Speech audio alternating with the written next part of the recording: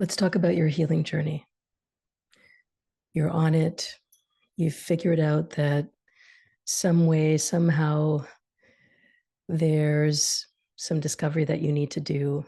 And what I want to talk with you about today is some of the things to watch out for, some of the places that you can fill in the blanks or go and seek out additional support and resources so that you can get where you need to go in the best timing for you.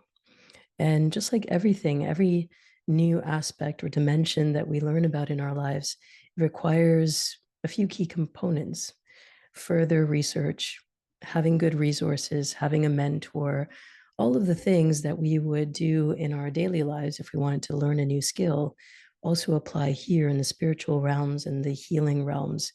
And that's why coaches and therapists and healers and energy workers, star seeds, that's why we all exist, in order to help move the collective forward.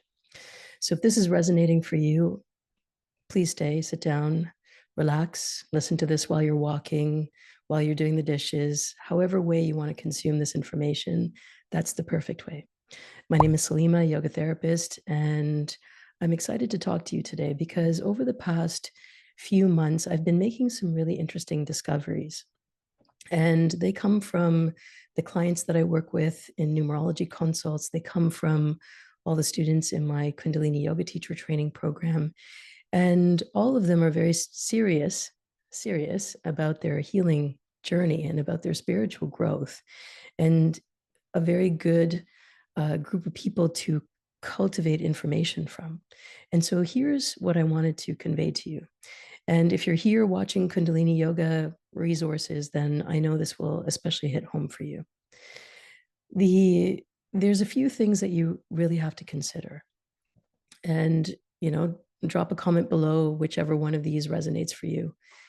Number one is that we only seek out resources when there's a crisis, when there's a panic attack, when something in our life has shifted remarkably or dramatically.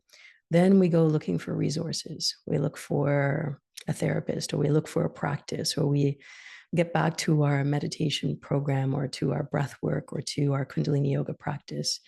And while that's really good in the moment, it is really important to take note that consistency is key. So if we want to get somewhere, then we need to go there deliberately and consistently. It's just like, if you find out that you're low in iron, then the way to get your iron levels back up is to take a vitamin every single day to supplement that low place in your blood profile so that you can bring everything back up to standard, what feels good for you and what's going to fuel your body's preservation and maintenance. And so similarly, I think of Kundalini Yoga as part of that maintenance routine. Once you find a program that works, once you find a video or a breath work or meditation that works, you stick with it. And by doing that, you show yourself consistency, you show yourself commitment, and you get to further that conversation that you're having with yourself about yourself. And so that's one of the barriers, is only grabbing a practice or a therapist or a mentor during periods of crisis. And yes, it's true that that's usually what fuels something deeper. But remember that you have all the time in between also to do that work and to start exploring without a big panic moment behind it. It's really hard to learn when our bodies are in survival mode. Okay, so that's number one. Number two is that, in particular with Kundalini Yoga, and I know I'm partly to blame because there's so many videos here on my channel, that it's very tempting to open up YouTube and, think about how you're feeling that day and pick a video based on that feeling. And again, no shade. I think it's really amazing that you're making that commitment to come in every day and do something for yourself. Okay, that's really important. The key is when you go all over the place, you get a little bit of something, and maybe that takes the edge off for the day. But the deeper, more significant root cause is still hanging out there under the surface. So we can do any kind of breath work, any meditation, any kind of movement, and that's going to feel better. That's true. That's true of any activity.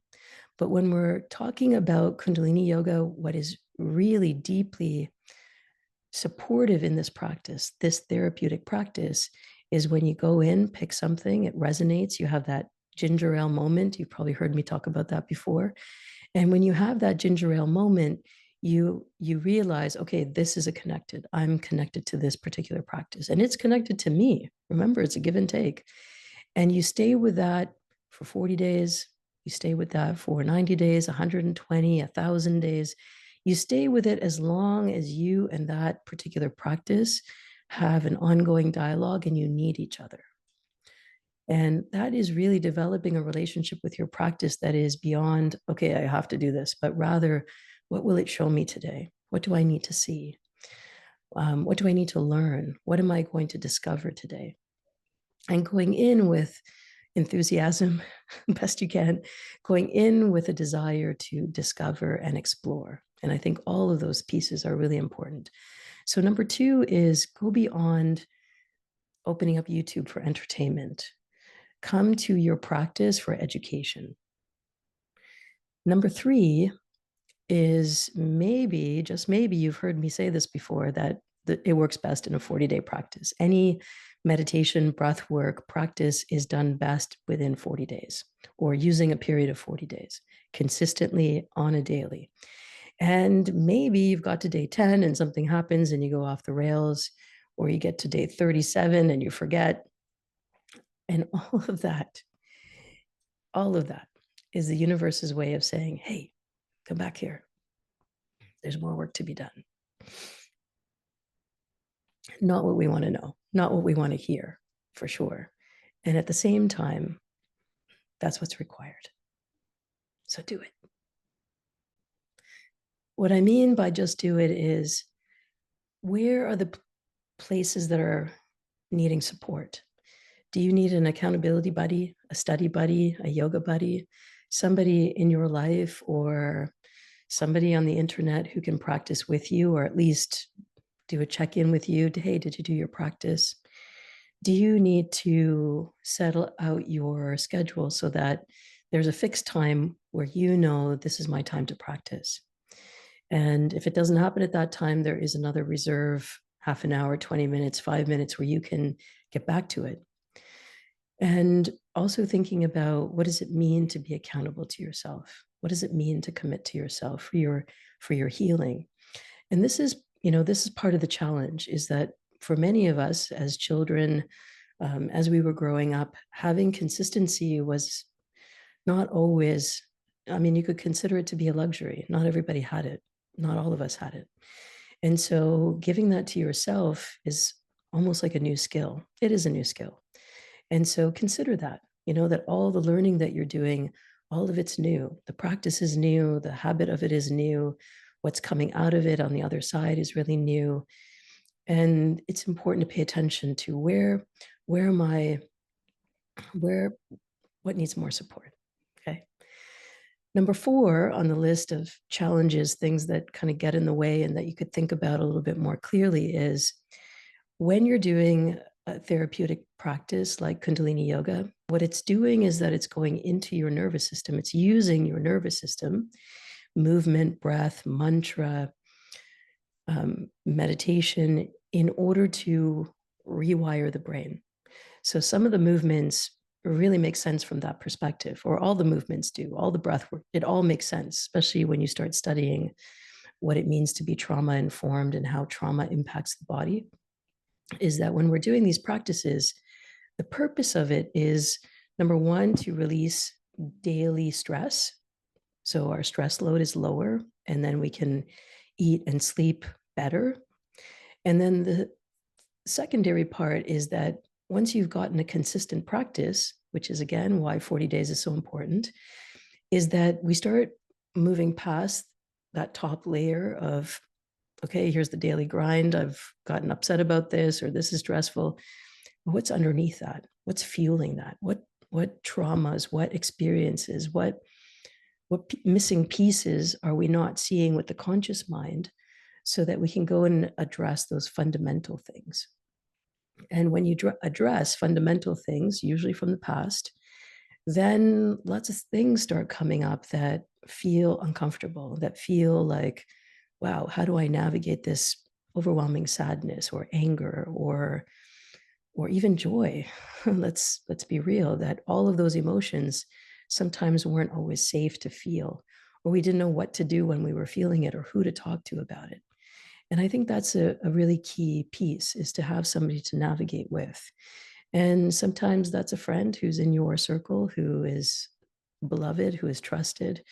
Sometimes that's journaling. Sometimes that's even leaning in on a counselor, on a therapist. And I think that that's where you and I can connect. Numerology is the study of you from your date of birth onwards. When you were born, you chose the family, the race, the gender, the nationality, everything. You chose it all. And in that choosing, you also chose your date of birth. And so, as a drop of the divine, you knew, I'm coming here to learn, and I'm going to choose all these circumstances because that's the best platform for my learning. And now, as I'm having this human experience and going through my spiritual journey, my healing journey, I know that I'm navigating with some gifts, some focal points, some recurring lessons. I have a life purpose. And when all of that is feeling stuck, I also have a transformation possibility. There's something I can lean into that can transform all of this. And I want you to know that, because when you understand it from a spiritual perspective, remove the personalities, remove the objects or the blocks or how things appear on the surface, and get to what your soul is trying to tell you. I think it's a very powerful and meaningful exploration that you can go into that feels less loaded, feels more expansive, feels like, oh yeah, there's meaning and purpose to all of this. And all I need to do is find that click and have that click and embody that feeling. And then I can make my next moves. And that's where numerology fits in. So if we think about Kundalini Yoga as the medicine, then the diagnostic tool, the prescription, is in your numerology. And it's so fascinating. I'd love to meet you. All the links are in my bio. It's an opportunity for you and I to sit down for a one-on-one 60 minutes on the most important topic of your life. That's you, and some spiritual guidance. And you and me in real life conversation, not like this, in real life. And we do that on Zoom. And I think it'll take you into a whole other dimension. I'd love to hear from you. Check out the links in my bio and book your call. Let's get this going. Lots of love. My name is Salimah, yoga therapist. Do the thing. Share, like, follow, subscribe. And as you grow, we grow. As you rise, we all rise. Until next time.